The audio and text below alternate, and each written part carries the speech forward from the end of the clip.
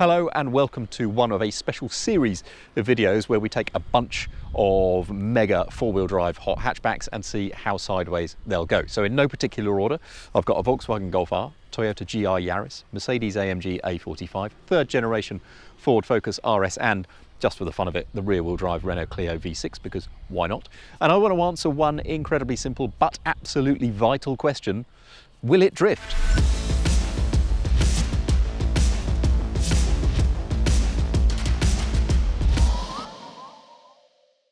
This video then is one of a series and part of a wider feature where we investigate the torque vectoring properties of these mega hatches. You can find it in the magazine, all good news agents every Wednesday, and it'll be on autocar.co.uk, including technical details and interviews with engineers behind these cars.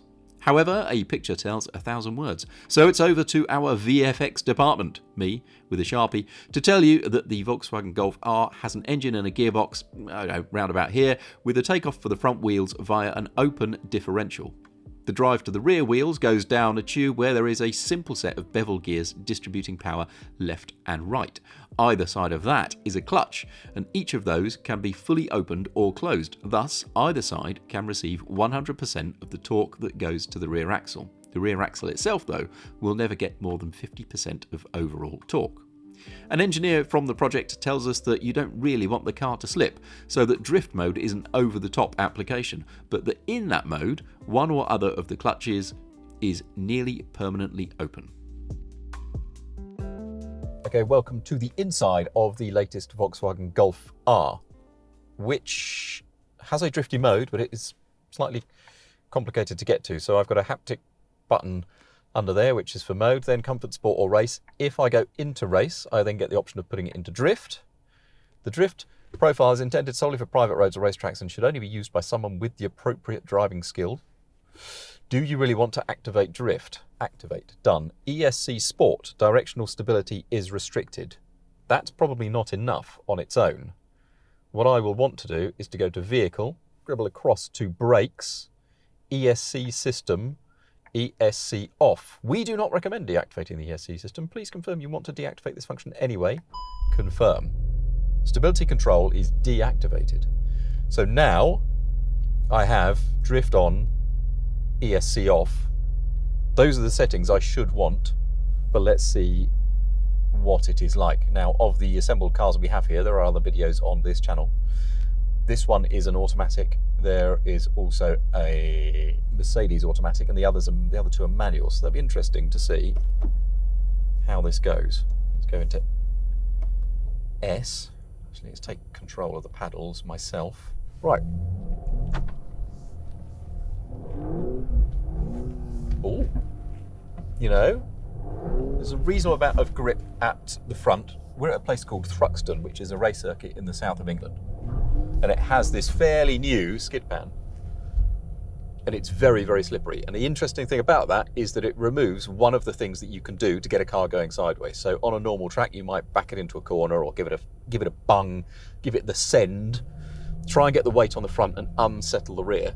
This does not give you that option because I'm doing 7 miles an hour. And if I come on the power, grip starts to go. There's no way of using the body movement to try and unsettle it. It's all about the drivetrain. So this is a really good test of these various cars, different four-wheel drive systems. And that's it. The system alone is what puts it sideways or doesn't. If you're in a rear-wheel drive car, if you come on the power, the rear wheels light up. That's all you need to do. These cars, not the same. So there it is. So on a sort of exit from a donut kind of thing, this car will push its tail wide, steady state. As soon as anything goes to the front, it just wants to wash out because that is the nature of this surface. And unlike a car with a manual handbrake,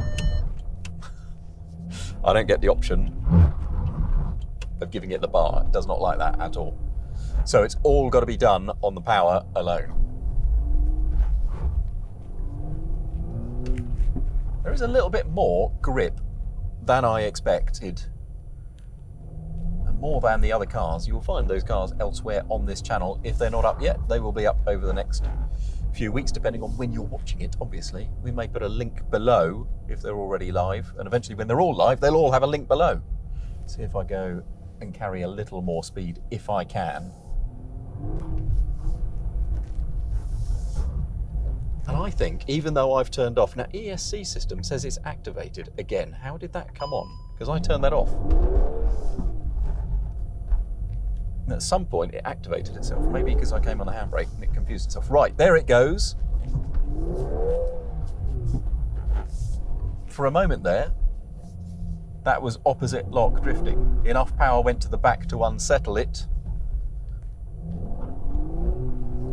There, stay on it and the power goes to the back and it drifts, and then after a while it gets the lock on and it pulls itself back again. But for a little moment in there, which in real world racetrack stuff is probably more relevant than here, you get it. So you come on, stay on, stay on, stay on, power goes to the back, it's coming around, coming around, coming around, apply the lock, and as I apply the lock, it just comes back again.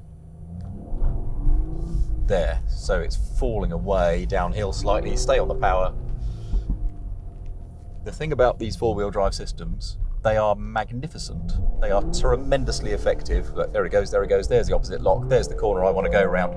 As soon as you apply the lock, it just pulls it straight.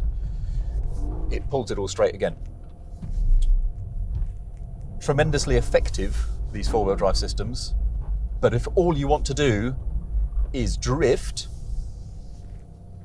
well, you probably want something with only two powered wheels. However, the Volkswagen Golf R, will it drift? Of a fashion, and for a little bout of time, yes it will. If you've liked this, consider giving us an up thumb, and with a subscription to the channel, you will never miss any of our news, reviews, or features, including the next time we ask, will it drift?